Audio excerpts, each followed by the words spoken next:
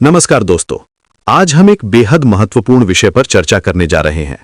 पिछले 10 सालों से भारत में राम राज्य की जो यात्रा चल रही है वो नीतियों से नहीं बल्कि नामों से तय हो रही है। आज हम इस सवाल का जवाब ढूंढने की कोशिश करेंगे कि क्या सच में नाम बदलने से राम राज्य आ जाता है या फिर इसके लिए कुछ और चाहिए।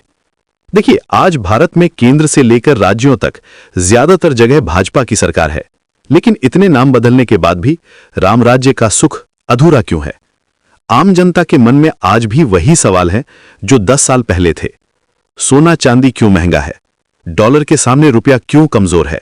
बेरोजगारी क्यों बढ़ रही है? जीडीपी क्यों गिर रही है? निजीकरण क्यों हो रहा है?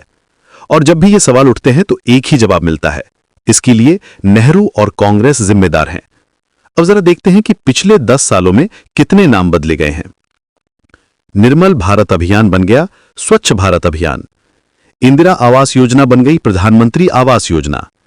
JNNURM बन गया अमृत mission.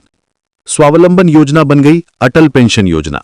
National e governance plan बन गया digital India. National optical fibre network बन गया भारत नेट। जन औषधि योजना बन गई PMBJP। मनरेगा को नया नाम नया लुक दे दिया गया।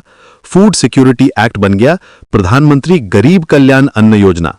और अब हाल ही में मनरेगा को जी राम जी नाम दे दिया गया है। लेकिन मंत्रालय बदले गए, नेम प्लेट बदली गई, लेकिन जनता की थाली हल्की ही रही। वर्तमान सरकार उस पूरे सार्वजनिक ढांचे को या तो ध्वस्त करना चाहती है या फिर उसका नाम बदल देना चाहती है जो कांग्रेस ने बनाया था। मानो कांग्रेस की विरासत ही राम राज्य के रास्ते में बाधा है। अब मैं आपको एक दिलचस्प सुझाव देता हूं, क्यों ना हम इस प्रक्रिया को और भी आसान बना दें? क्यों ना सभी राजनीतिक पार्टियों और नेताओं के नाम ही रामायण के पात्रों के नाम पर रख दें? भाजपा बन जाए राम पक्ष, कांग्रेस बन जाए रावण पक्ष, मोदी जी बन जाए राम जी, राहुल गांधी बन जाए रावण जी, अमित शाह बन जाए लक्ष्मण जी, प्रियंका गांधी बन जाए शूर्पणखा जी। इससे क्या फायदा होगा?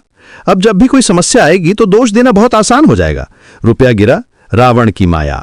बेरोजगारी बढ़ी, राक्षसी साजिश। जीडीपी नीचे, लंका मॉडल।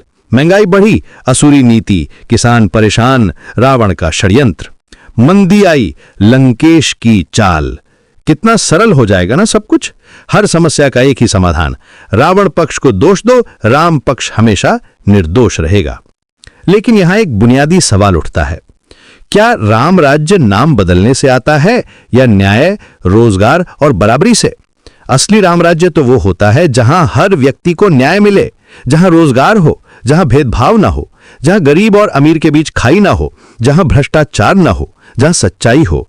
लेकिन अगर हम सिर्फ नाम बदलते रहें और असली समस्याओं को नजरअंदाज करते रहें तो यह राम राज्य नहीं, सिर्फ नाम राज्य होगा।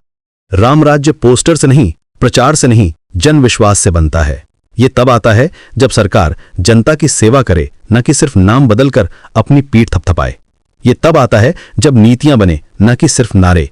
यह तब आता है जब काम हो, न कि सिर्फ कागजी खेल। आज का सवाल यह है कि क्या हम सच में राम राज्य चाहते हैं या सिर्फ राम राज्य का नाम? क्या हम न्याय चाहते हैं या सिर्फ न्याय के नारे? क्या हम विकास चाहते हैं या सिर्फ विकास के पोस्टर? यह फैसला आपको करना है, यह फैसला हम सबको करना है, क्योंकि असली राम राज्य तो तब आएगा जब हम सब मिलकर इसे बनाएंगे, न कि सिर्फ नाम बदलकर।